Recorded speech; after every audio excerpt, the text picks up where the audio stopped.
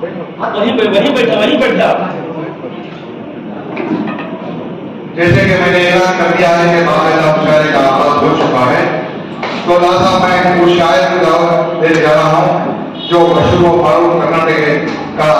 नातिया शायर होने का एहसास अपने पास रखता है और जवान साल है और उनके अंदर फिक्र का जज्बा इस कदर ज्यादा है कि अल्हम्दुलिल्लाह कि मैं अक्सर देखता रहता हूँ कि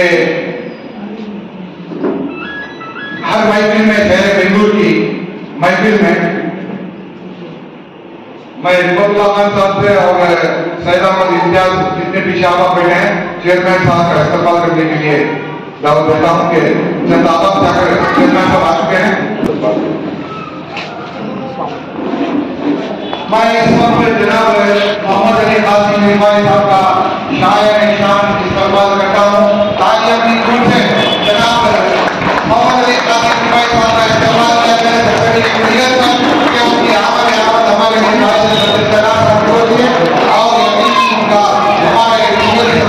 को हम आज भी चेयरमैन साहब को दिल भी उठाने वाले हैं। तो नादिया तो खत्म हुआ मगर आपके हक में मैंने एक नाम को बचाए रखा, वो भी बेहतरीन नाम था जिनका नाम है सैयद कबरेज नाम था और इनके नाम के साथ नाम भी लग गया, गोया के इनको एक रकम अदा किया गया है। तो मैं जनाब सैयद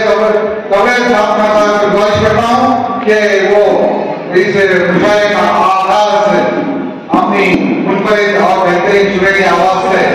नाम के शक्ल में करें। मैं इन चार लफ्जों के साथ इस्तेमाल करता हूँ जनाब सैयद कबरेज साहब का कि दिल में एहसास गुनाहों का अगर बाकी है,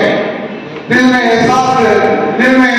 गुनाहों का अगर बाकी है तो समझ लो कि दुआओं में असर बाकी है। लुटशुमारों को भला क्यों न निकालो ये भी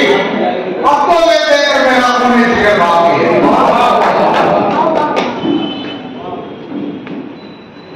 अस्सलामु अलैकुम रहमतुल्लाहि व बरकातुहू। हाज़रीन, माशाअल्लाह आज की ये मुबारक नातिया और नूरानी महफिल हमारे दरमियान मेरे मुश्किल जनाब नबीर अजीम साहब, माशाअल्लाह आप बहैसियत शायर और उर्दू अदब की दुनिया में आपका एक मुकाम और शहर कुंडल में जो मुकाम आपका है,